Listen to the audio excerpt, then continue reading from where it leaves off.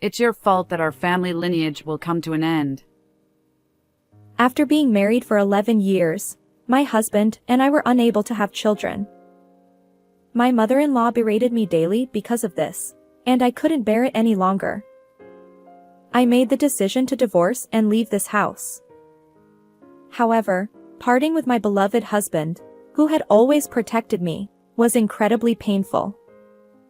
With tears in his eyes, he signed the divorce papers, apologizing for not being able to protect me. But a few days later, as I packed my belongings, I discovered a hidden diary tucked away on the bookshelf. What's this? I was utterly shocked by the contents of the first page. In that moment, everything I had believed in came crashing down, and my love for him vanished. I got married to my husband Michael when I was 22 years old. He was 5 years older than me and worked as an employee at a company that our business dealt with. He was considerate, kind, and good at his job, making him popular with both men and women. We started dating after he fell in love with me at first sight, and we got married amidst envy from those around us. Because we were still young, we agreed to enjoy our life as a couple for a while. My beloved husband, who always respected me, was gentle and reliable, and we had a trusting relationship. However, our peaceful married life started to become uncertain around the 5th year. The reason was that we were unable to have children. Although we intentionally avoided pregnancy for the first few years of our marriage, there were still no signs of success when we began actively trying to conceive. My husband was promoted to department manager, and during that time, he had increased overtime, weekend work, and business trips. Let's leave it to nature, Olivia. He would say, trying to comfort my anxious feelings despite his busy schedule. However, the real issue lay elsewhere. My mother-in-law, who lived nearby, initially made jokes about our close relationship, but gradually, her tone changed. She became more openly critical, convinced that the cause of our infertility was me. Go get tested at the hospital. You do understand that if you can't have children, right? Despite my protests, my mother-in-law was determined to drive us apart. Thankfully, my husband stood up for me. Mom, enough already. Olivia and I are okay even if we can't have children. At that moment, he shielded me, and reluctantly, my mother-in-law backed down. 6 more years passed, and I turned 33. Our life remained just the two of us as a married couple, and our mindset of leaving things to nature persisted. We hadn't actively pursued treatments. However, my mother-in-law's snide remarks grew worse year by year. While having my husband as an ally was some consolation, my heart was breaking from not being understood. I'll keep an eye on my mom. Let's continue to cherish our life together. Yes, I hope she'll eventually understand. But it was a faint hope. My mother-in-law started coming to our house when my husband was away, as if timing it deliberately. Our family lineage will end because of you. Separate from my son already. Unable to turn her away, I let her in, and she would unload her grievances and leave, leaving me frustrated. This had been going on for years, making it even harder. Your mom visited again today. I'm at my wit's end. I confided in my husband, who apologized. I'll talk to her sternly again tomorrow. But repeating this pattern of sharing my pain and having him reprimand his mother didn't seem to make her understand. Perhaps divorce would bring relief. Gradually, I began to wish to escape from my mother-in-law's influence. When my husband received the transfer order, it was precisely during one of those moments. His new assignment was in a southern location far from my in-laws' home. That's fine. I don't think I can quit my job immediately, but I'll join you a little later. I saw this as an opportunity to escape my mother-in-law's attacks. With determination, I decided to leave my job and head to this new place with him. However, my husband surprised me. Actually, I'm planning to go alone. What? Why? Can't I come with you? I hadn't doubted that we would go together. No, it's not like that. He explained. His transfer was for management guidance at a subsidiary, and he was considered excellent. His superiors expected him to return within a year. The duration might even be shortened to a few months, so quitting my job would be a waste. So you're saying I should stay here alone? Can't you decline the transfer? That's impossible. My promotion is at stake. Please understand. But I don't have confidence. While his career was important, I couldn't bear living near my mother-in-law any longer. I'll talk to my mom properly. My husband assured me. But I knew it wouldn't change anything. Despite the generational gap, she had never understood anything. Do you want us to separate? I finally blurted out. What? Are you talking about divorce? I'm sorry for always relying on you. Maybe the infertility issue is my fault. During the time when my mother-in-law pressured me to undergo tests, I felt guilty and secretly visited the hospital without my husband's knowledge. However, in the end, the cause of infertility remained unclear. I couldn't confide in anyone about the inconclusive results. It probably wasn't a big issue for us. I'm sorry for making you go through hard times because I couldn't protect you. My husband blamed himself, tearfully accepting the divorce. 3 weeks later, I focused on organizing my belongings and finding a new place to move to, aiming for the day of his transfer. It wasn't a bitter separation, but a gaping hole remained in my heart. Losing my beloved husband, I wondered how I would survive alone. Amid regrets, I reminded myself that it was for the best, considering the deteriorating relationship with my mother-in-law. Her snide remarks ceased once she learned of our divorce. You must have had a hard time too. I was also lost. I apologize. While she suddenly spoke humbly on the phone, she must have felt refreshed inside. As I was packing my belongings, having found a nice place for my move, I noticed a hardcover notebook tucked away behind other books on the bookshelf. It was positioned as if someone had intentionally hidden it. Curious, I opened it and saw dates written inside. It appeared to be a diary.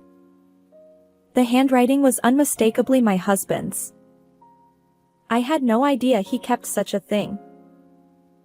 But as I read the first page of that diary, my heart raced. A photograph of 3 people was inserted there, and the shocking contents revealed a truth I couldn't fathom. No way, him! I trusted my beloved husband implicitly, which made the revelation all the more devastating. In that moment, my love for him vanished. If I hadn't found that diary, I would have remained blissfully ignorant. But now, fueled by intense anger, I decided to confront my husband before my move. I needed to mete out justice. And then it hit me, the sudden change in my mother-in-law's behavior. She must have learned about this from him. Yes, it all made sense. I recalled the day after I'd informed her of our divorce. I see. What I witnessed makes sense now. The events in my head took on a new meaning. From that moment on, I eagerly awaited the day when I could take action. Preparing to leave, I knew my husband had been considerate, working fewer overtime hours since we decided to divorce. When he messaged me about another late night at work, I suppressed my anger and tension, responding in my usual tone. Understood. Take care. The time had come to unveil the truth. After finishing work promptly, I returned home and headed purposefully to the designated location, clutching the familiar diary. 30 minutes later, I arrived at apartment 206 in the neighboring town. Laughter spilled out from the room, creating an unmistakable atmosphere of family togetherness. With trembling hands, I rang the doorbell. When my husband opened the door, his smile froze upon seeing me. His dumbfounded expression steadied my resolve. "You all seem to be having a great time. Mind if I join?" I stepped inside without waiting for an invitation. There, in the company of my mother-in-law, a young woman, and a child. Why are you here? My mother-in-law's eyes widened in surprise when she noticed me. "Actually, it's great that you're here."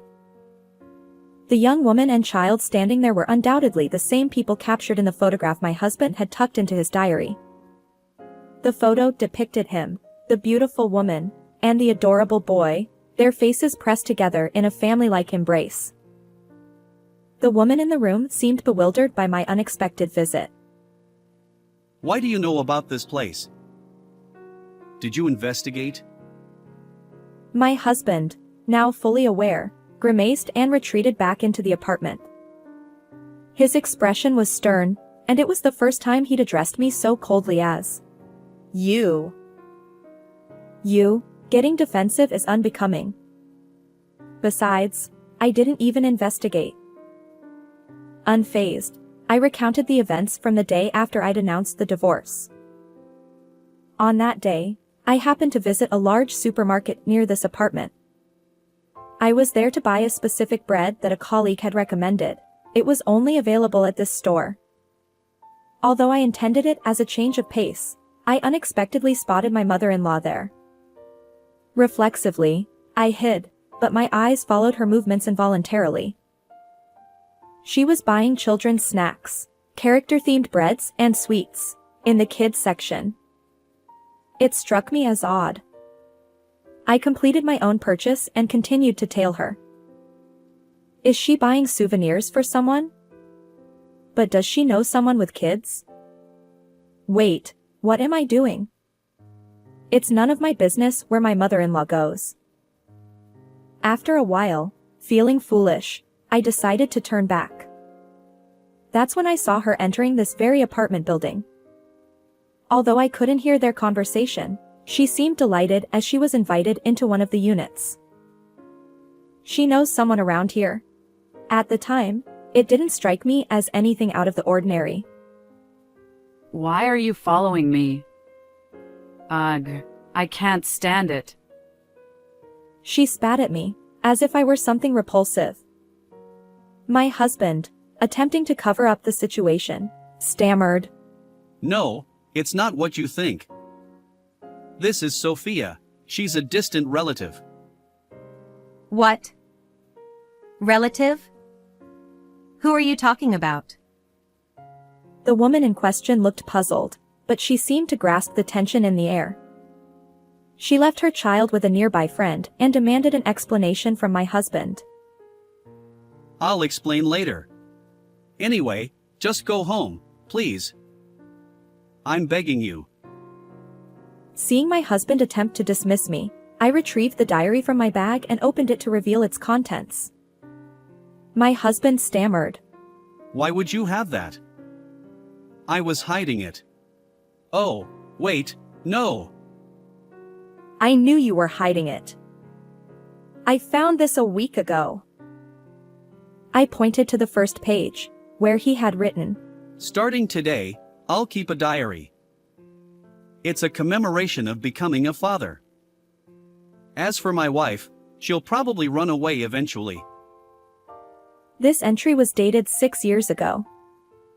My beloved husband hadn't just cheated, he had fathered a child outside our marriage. The humiliation and emptiness I felt at that moment would likely stay with me for a lifetime. When I underwent infertility testing, the mere thought that she might already be pregnant filled me with frustration, causing my body to tremble. My husband blurted out. Seriously? Why did you find it? Hold on. Explain what's going on.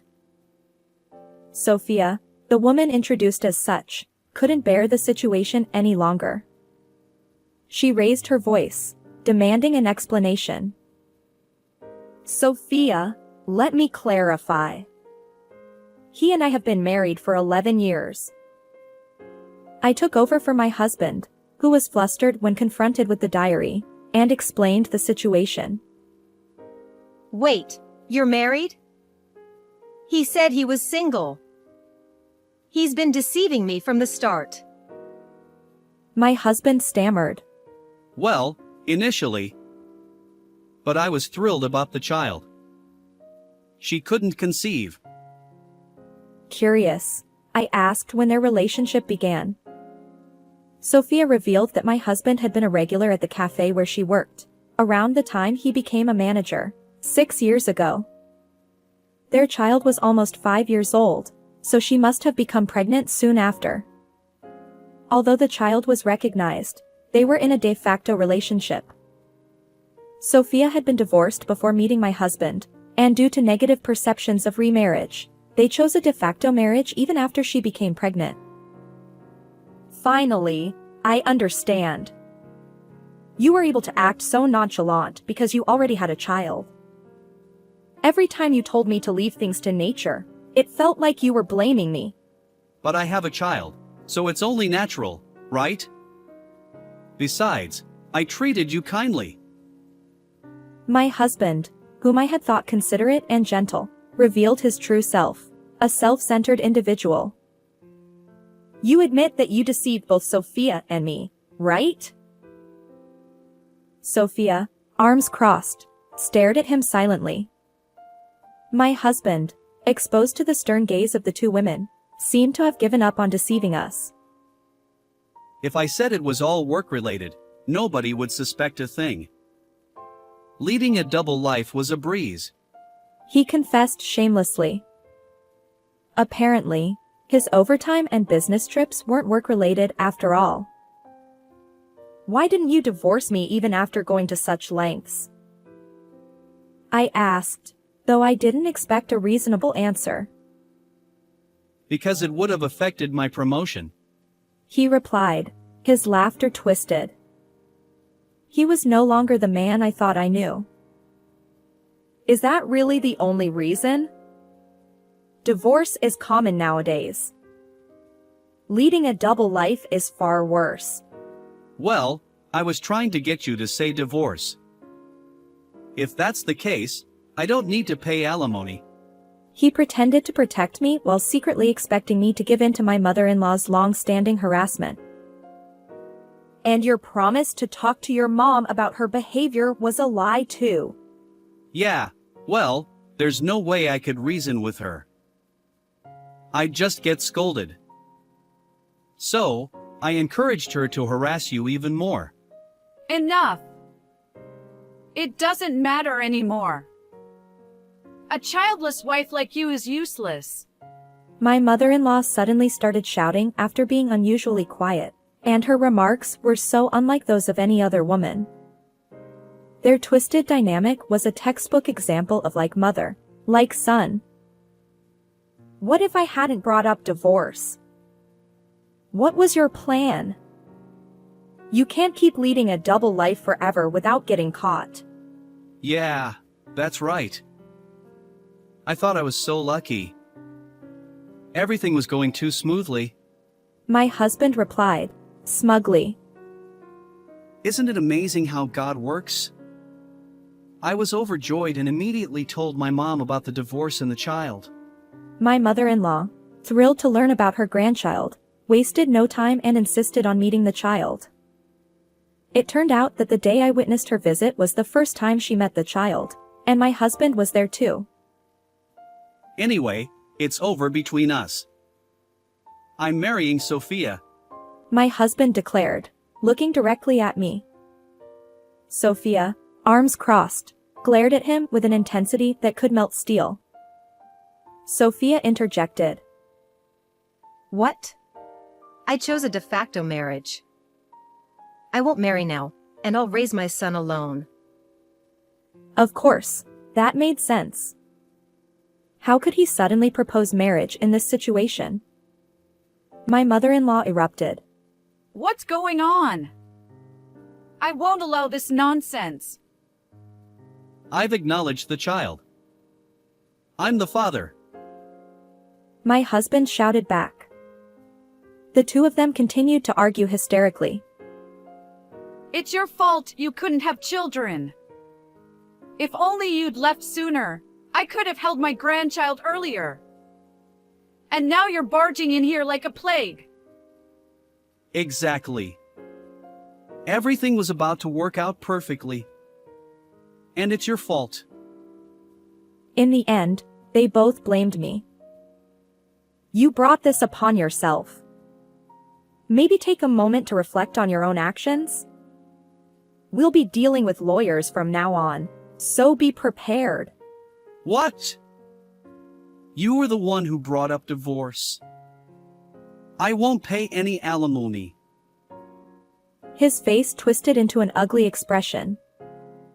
This man was no longer the person I thought I knew. There is the diary, and I've documented everything. The numerous harassments from your mom over the years. So what? I'll argue that infertility is the reason for our divorce. Exactly. Are you trying to threaten us? In this situation, I felt like sighing because the parent-child relationship seemed utterly hopeless. Even Sophia seemed unwilling to speak. I've recorded every conversation since I arrived here. It's malicious enough to be a valid reason for divorce, I declared, thrusting my phone toward them. They both winced. My husband stammered. Wait, I was out of my mind today. Let's talk properly again, okay? I was just trying to get my son to see reason. It wasn't my true intention. Finally facing reality, they scrambled to save face, but it was futile. Enough is enough. I don't care about your excuses anymore. We probably won't see each other again. The two of them finally broke down in tears, cursing each other. I greeted Sophia and left the apartment, ignoring my husband and mother-in-law. Afterward, I reported the divorce to my workplace. Rumors of his double life quickly spread to my husband's company. His promotion was cancelled, and he lost his new assignment. He was no longer a manager. My mother-in-law's relentless harassment became public knowledge in the neighborhood. She retreated to her home, living a lonely pensioner's life. My husband, who became penniless after the property division and alimony of $20,000 to me, and after being left by Sophia, with alimony of $7,000 to her and child support payments, eventually quit the company that had become uncomfortable for him. He is now out of touch, not even telling his mother his whereabouts. 3 years after the divorce, I remarried at 36. Now, 6 months pregnant, I cherish this newfound peace. I'm walking forward, determined to create the happiest days ahead. How did you find this story? Don't forget to subscribe to the channel. Until next time in the next video.